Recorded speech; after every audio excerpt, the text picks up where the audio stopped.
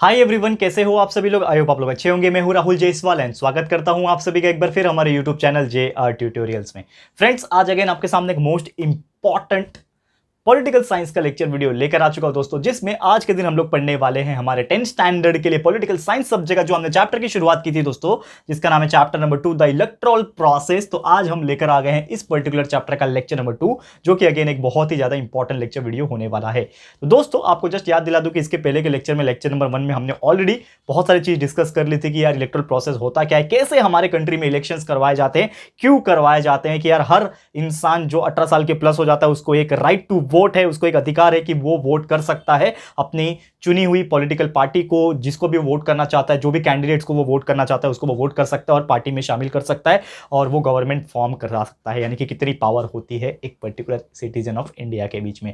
ठीक है, तो ये हमने ऑलरेडी डिस्कस किया था। तो लेक्चर नंबर 1 हो गया, लेक्चर नंबर 2 आज हम लोग पढ़ेंगे और साथ ही में आप हमारे प्लेलिस्ट को कंटिन्यूअसली चेक करते रहो, क्योंकि वहां पे आपके लिए बहुत सारे वीडियोस पहले से ही प्रेजेंट है हर सब्जेक्ट के हिसाब से, हर स्टैंडर्ड के हिसाब से। तो प्लीज चेक कर लेना। एंड साथ में अगर आप सपोर्ट करना चाहते हो तो हमारे 2 और चैनल है, JR talks and JR blogs, जिसपे हम आपके लिए करियर गाइडेंस के और मोटिवेशनल वीडियोस डालते हैं और ब्लॉगिंग करते हैं। तो जरूर से वो दोनों चैनल पे जाके विजिट कर सकते हो। पसंद आएगा तो चैनल को सब्सक्राइब भी कर सकते हो। ठीक है, और अगर आपने इंस्टा पे फॉलो नहीं किया तो जरूर से कर लेना। ये मैं बार बार बोलना भूल जाता हूं, लेकिन यार इंस्टा पे फॉलो कर लो, क्योंकि वहां पे आपको अपडेट्स पता चलती रहती है कि हम क्या कर रहे हैं पर्सनल लाइफ में और आपके लिए क्या क्या चीजें ला रहे हैं। वहां पे आपको मैसेज या फिर स्टोरीज के फॉर्म में पता चल जाती है। ठीक है, तो जरूर से फॉलो कर लेना, लिंक आपको डिस्क्रिप्शन में मिल जाएगा। तो चलिए शुरुआत करते हैं आज के इस वीडियो की, जो कि हम लोग पढ़ने वाले हैं। जो हमारा टॉपिक है आज के दिन इलेक्टोरल प्रोसेस का, जो कि है दोस्तों कि हमने देखा था कि इलेक्शंस क्या होता है, इलेक्शंस क्यों करवाया जाता है, और इलेक्शन को जो मेन कंट्रोल करने वाला जो ऑफिसर होता है, जिसको हम लोग इलेक्शन कमिश्नर कहते हैं, या फिर एक डिपार्टमेंट होता है जिसको हम लोग बोलते हैं इलेक्शन कमीशन ऑफ इंडिया। तो ये कैसे काम करता है आज उसको हम डिस्कस करेंगे, यानी कि उसका हम लोग देखने वाले हैं फंक्शंस। ठीक है, तो function of election commission of India, यानी हमारे इंडिया का जो इलेक्शन कमीशन है वो किस प्रकार जो है वो काम करता है दोस्तों, आज इस वीडियो के माध्यम से पढ़ेंगे। तो सबसे पहले जो जो फंक्शंस है उसको मैं यहां पे लिख देता हूं, सो दैट इसको हम लोग बारी बारी से डीप में एक्सप्लेन करेंगे। तो सबसे पहला जो मैं फंक्शन की बात करूं, जो इलेक्शन कमीशन करता है और इलेक्शन करवाने में हेल्प करता है, जो कि है दोस्तों प्रिपेरेशन करना। किसका प्रिपेरेशन करना? वोटिंग का। ठीक है, तो प्रिपेरेशन करवाता है जो इलेक्शन कमीशन ऑफ इंडिया होते हैं, वो क्या करते हैं? प्रिपेरेशन करवाते हैं। किसके लिए? वोटिंग के लिए। Preparation of voter list. आप जानते होंगे वोटर लिस्ट क्या होता है, मैं जरूर से एक्सप्लेन करूंगा इसको पूरा प्रॉपरली, टेंशन नहीं लेना है, पहले मेरे को पॉइंट्स लिखने दो। तो पहला प्रिपरेशन करना है, वोटर लिस्ट का प्रिपरेशन करना। It is the major responsibility of the election commission of India, क्योंकि इलेक्शंस उसी से होंगे। ठीक है, सेकंड नंबर पे अगर मैं बात करूं यहां पे, जो कि फंक्शन माना जाता है इलेक्शन कमीशन का, जो कि है दोस्तों टाइम टेबल डिसाइड करना। ठीक है, टाइम टेबल डिसाइड करना। किसका? Time table of elections. आप सभी जानते हैं दोस्तों कि इलेक्शंस का भी एक टाइम टेबल होता है, कभी भी मुंह उठा के नहीं हो सकता, एक पर्टिकुलर शेड्यूल बनाना पड़ता है, तभी उसका इलेक्शंस का डेट जो है वो फाइनलाइज किया जाता है। ठीक है, तीसरे नंबर पे जो फैक्टर्स हो सकते हैं, जो फंक्शन हो सकता है इलेक्शन कमीशन का, जो कि है दोस्तों यहां पे जांच पड़ताल करना, यानी स्क्रूटिनी। ठीक है ना, स्क्रूटिनी बोलते हैं इसको। एक्चुअल में स्क्रूटिनी का मतलब होता है ऑब्जर्वेशन। यहां पे मैं लिख देता हूं मतलब, नहीं तो आप कंफ्यूज हो जाओगे। स्क्रूटिनी, ठीक है, तो स्क्रूटनी करना, ऑब्जर्वेशन करना। किसका ऑब्जर्वेशन करना? जो भी एप्लीकेंट्स होते हैं। कौन एप्लीकेंट होगा? जो भी यार अप्लाई कर रहे हैं, जो भी कैंडिडेट खड़े हैं इलेक्शन में। ठीक है ना, कोई भी पॉलिटिकल पार्टी से वो बिलोंग कर रहे हैं, तो जो भी कैंडिडेट रहेंगे उसके बारे में जांच पड़ताल करना, उसके एप्लीकेशन का जांच पड़ताल करना, स्क्रूटनी करना। That is nothing but the third function of election commission of India. Fourth function की अगर मैं बात करूं यार, कि सबसे इंपॉर्टेंट चीज है कि यार ये तीनों तो हो गया, लेकिन ये जो पॉलिटिकल पार्टीज होती है ना, उसको भी जांच पड़ताल करना बहुत ज्यादा जरूरी है। तो जितने भी यार पॉलिटिकल पार्टीज जो होती है, ठीक है ना, उसको प्रॉपर रिकॉग्निशन मिला है कि नहीं। ठीक है, ये देखना, एक्सप्लेन करूंगा, डोंट वरी। ठीक है ना, ये मेरे को पॉइंट्स लिख लेने दो, फिर हम लोग बारी बारी से एक्सप्लेन करेंगे। और last but not the list, जो पांचवा फंक्शन माना जाता है जो इलेक्शन कमीशन ऑफ इंडिया है, उसका सबसे लास्ट फंक्शन ये है कि कोई भी डिस्प्यूट्स होता है ना, डिस्प्यूट्स मतलब क्या होता है? कोई भी लड़ाई झगड़ा अनबन हो गया, कुछ चीजें हो गया, तो उसको सॉल्व करना। तो डिस्प्यूट्स सॉल्व करना, this is the fifth function of any kind of election commission of India. ठीक है, तो ये थे कुछ इंपॉर्टेंट फंक्शंस। अब इसको हम लोग डीप में बारी बारी से एक्सप्लेन करेंगे। तो नंबर 1 पोजीशन पे यहां पे आप देख पा रहे हो, that is the preparation of the voter list. तो सभी एक चीज जानते हैं दोस्तों कि यार हमारे देश में हर 5 साल पे एक बार इलेक्शंस होता है, एंड स्टेट में भी लगभग हर 5 साल पे होता है, लेकिन आप अंदर ही अंदर देखोगे जिला परिषद का हो गया, ग्राम पंचायत का हो गया, ऐसे अलग अलग लेवल पे भी इलेक्शंस बहुत सारे हमारे इंडिया के अंदर अलग अलग स्टेट्स के अंदर होते रहते हैं। लेकिन अगर हम प्रॉपर तरीके से बात किए, जो मेन हमारा जो इलेक्शन होता है हर 5 साल पे जो होता है, ताकि जो बहुमत के साथ जो पार्टी आएगी उसको प्रधानमंत्री बनाया जाएगा और वो गवर्नमेंट सेंट्रल गवर्नमेंट फॉर्म करेगा। तो ये जो होता है इसमें एक वोटर लिस्ट तैयार करना सबसे इंपॉर्टेंट रोल होता है। क्यों? क्योंकि देखो हर 18 साल के ऊपर के व्यक्ति को वोट करने का अधिकार है। ये कौन कहता है? ये हमारा कॉन्स्टिट्यूशन कहता है, ये हमारा संविधान कहता है। लिखा गया है साफ तौर पे कि any person which is 18+ and he has like right to vote, तो वो कर सकता है जाके। ठीक है। अब दूसरा इंपॉर्टेंट चीज ये है कि एक लिस्ट होना चाहिए, क्योंकि अगर आप वोट करने जाओगे तो आपके पास एक कार्ड होना चाहिए जिसको हम लोग बोलते हैं वोटर आईडी कार्ड, या फिर एक आइडेंटिटी कार्ड होना चाहिए आपके पास, तभी जाके वो आप वोटिंग कर सकते हो। अब इसके लिए क्या करना चाहिए? आपका वोटिंग लिस्ट में नाम आना चाहिए। तो क्या होता है कि जो इलेक्शन कमीशन ऑफ इंडिया जो होता है, ये क्या है? एक डिपार्टमेंट है, ये पूरा काम करता है, यानी 0 से लेके पूरा इंफिनिटी तक, A से लेके Z तक का काम, पूरे इलेक्शंस को स्टार्ट करना, उसको मिडिल लेवल पे और उसको एंड करवाना, ये सब किसकी जिम्मेदारी है? ये इलेक्शन कमीशन ऑफ इंडिया की जिम्मेदारी है। तभी तो यार पैसे मिल रहे हैं ना, उसी बात के तो पैसे मिल रहे हैं उनको।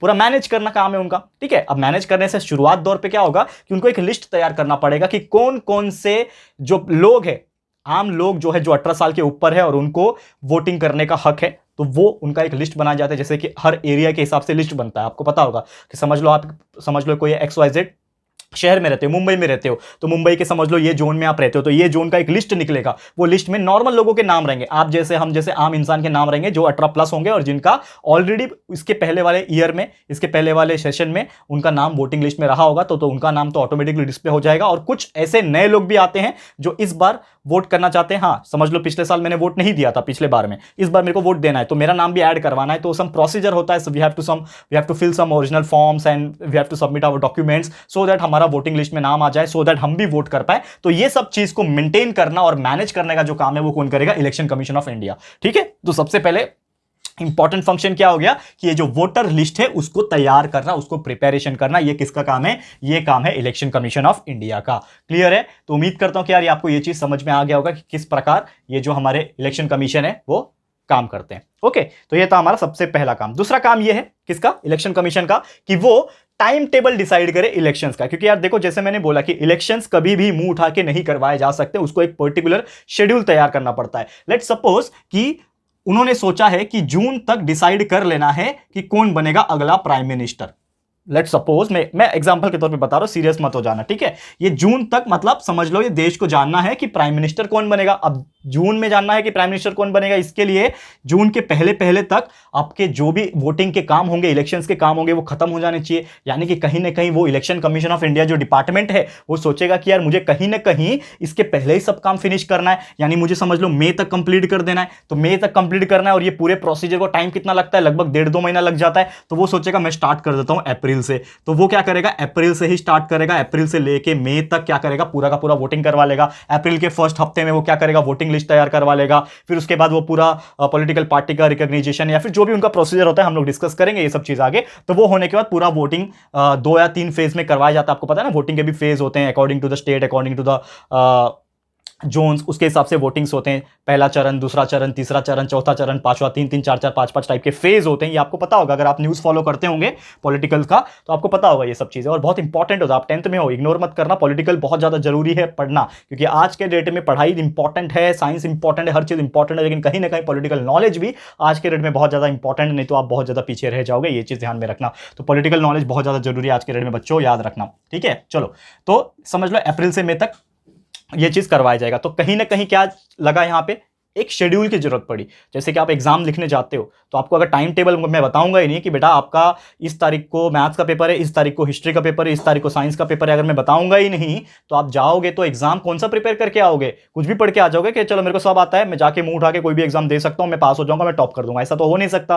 ठीक है। तो आपको पता होना चाहिए कि कब कौन सा चीज क्या है, कब शुरुआत होने वाला है, कब एंड होने वाला है, उसके हिसाब से लोग प्रिपेयर करेंगे, उसके हिसाब से पॉलिटिकल पार्टी प्रिपेयर करेगी। तो ये सब चीज होना, ये सब किसके हाथ में है? ये हाथ में है इलेक्शन कमीशन ऑफ इंडिया की, जो कि टाइम टेबल डिसाइड करवाता है। क्लियर है? तो ये था हमारा दूसरा फंक्शन किसका? इलेक्शन कमीशन ऑफ इंडिया का। तीसरा फंक्शन ये है स्क्रूटनी करना। स्क्रूटनी करना यानी कि जैसे मैंने नाम दिया, दूसरा नाम इसका है ऑब्जर्वेशन करना। तो ऑब्जर्वेशन किसका करेंगे? एप्लीकेशंस का। और कौन एप्लीकेशन भरेगा?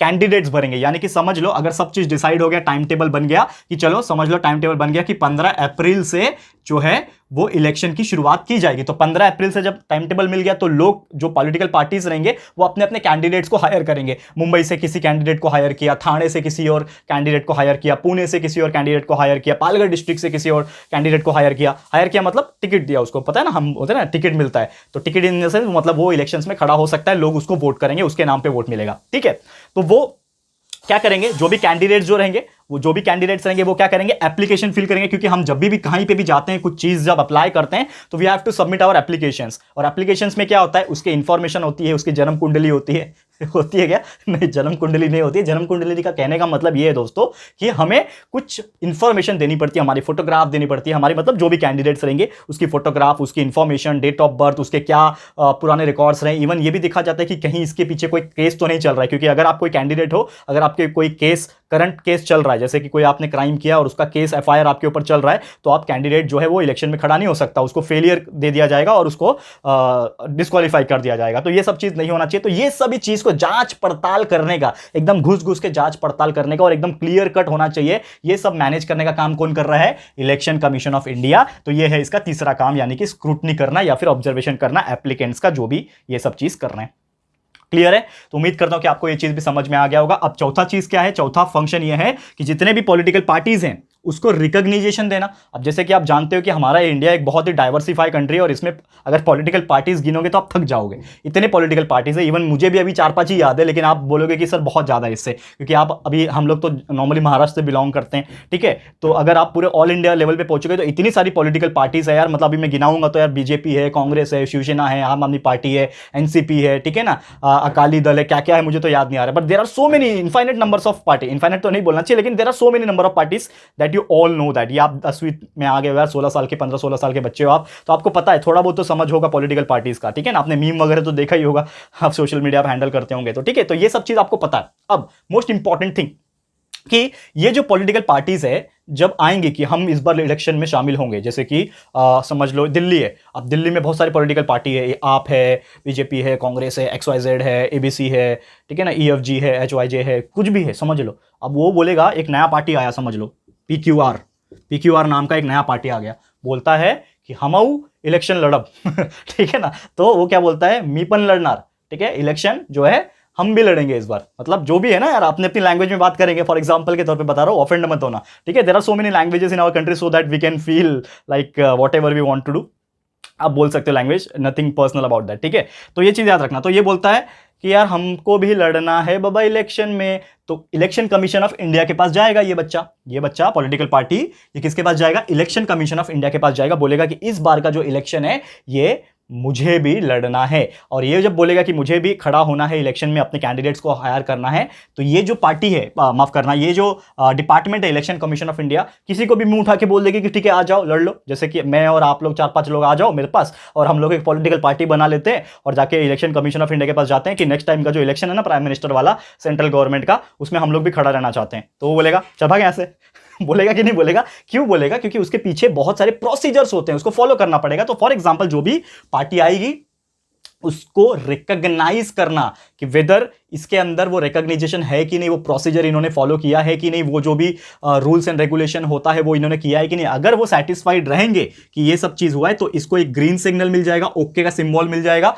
कि चलो आप जा सकते हो, आप लड़ सकते हो इलेक्शन। लेकिन अगर इनके अंदर कुछ मिला कि यार ये बराबर नहीं है, ये पार्टी बराबर नहीं है, इसमें कुछ घोटाला है, कुछ गड़बड़ है, कुछ इंफॉर्मेशन लैक है, कुछ क्रिमिनल्स है इसके अंदर, criminals in the sense current वाले, ठीक है ना, ऐसा तो सब क्रिमिनल्स ही आज के डेट में। ठीक है, तो ये सब जो है समझ जा रहे हो आप लोग? ठीक है, तो ये सब वेरीफाई करने के बाद ग्रीन सिग्नल मिलेगा तो वो लड़ सकते, अदरवाइज नहीं मिलेंगे। तो ये सब कौन कर रहा है, किसके हाथ में ये करना? Election commission. यानी कि ये एक और फंक्शन हो गया कि पॉलिटिकल पार्टीज को पहचान देना, रिकॉग्निशन देना, ताकि न्यू पार्टीज भी अगर शामिल हो रही है तो वो प्रॉपर तरीके से आए, रूल्स एंड रेगुलेशन के हिसाब से आए, उनका पेपर वर्क जो रहे वो सब क्लियर रहे, डॉक्यूमेंट वेरीफाइड रहे, सब कुछ चीज क्लियर रहे। ये सब भी देखने का काम किसका? इलेक्शन कमीशन ऑफ इंडिया का है। And last but not the list, dispute को सॉल्व करना। ये तो यार बहुत फेवरेट है, क्योंकि आप जानते हो ऐसा कोई भी इलेक्शन नहीं होगा जिसमें लड़ाई झगड़े दंगे फसाद ना हो।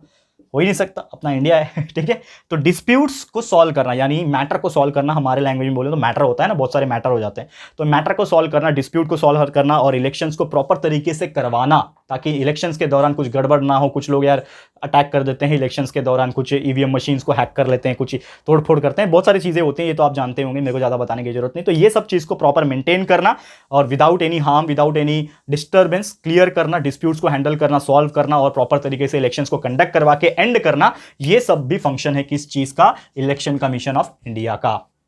क्लियर है दोस्तों? तो उम्मीद करता हूं कि ये चीज आपको समझ में आ गया होगा। और अगर इन केस अगर कुछ ऐसे कैंडिडेट्स हैं जिन्होंने सच में मिसबिहेव किया है या फिर कुछ प्रोटोकॉल को तोड़ दिया है, कुछ रूल्स एंड रेगुलेशन को तोड़ा है, तो इनके हाथ में पूरा कंट्रोल है। ये जो इलेक्शन कमीशन ऑफ इंडिया है, इनके हाथ में पूरा कंट्रोल है कि वो उस कैंडिडेट को डिस्क्वालीफाई भी कर सकते हैं। ये बहुत ही अच्छा रूल है कि अगर उनको लगता है कि ये कैंडिडेट बराबर नहीं है, इसने कुछ गलत किया है, तो वो कैंडिडेट को क्या कर देगा? डिस्क्वालीफाई कर देगा, यानी कि वो नेक्स्ट टाइम से इलेक्शंस में पार्टिसिपेट भी नहीं कर सकता। तो ये बहुत ही अच्छा रूल है और ये सब control election commission of India के हाथ में होता है।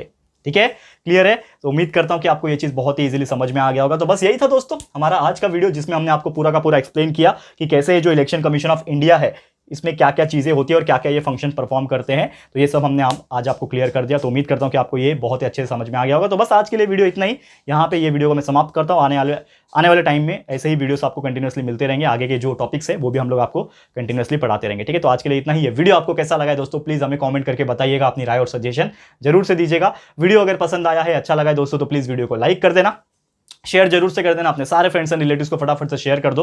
एंड अगर आपने अभी तक इस चैनल को सब्सक्राइब नहीं किया है, तो फटाफट से हमारे चैनल को भी सब्सक्राइब कर देना। साथ में एक बेल आइकन होता है, उसको प्रेस कर देना, ताकि फ्यूचर में हम कोई भी वीडियोस को अपलोड करेंगे तो आप लोगों को नोटिफिकेशन मिलती रहेगी। ठीक है फ्रेंड्स, तो मिलते हैं हमारे अगले वीडियो में। ये वीडियो देखने के लिए thank you and good bye.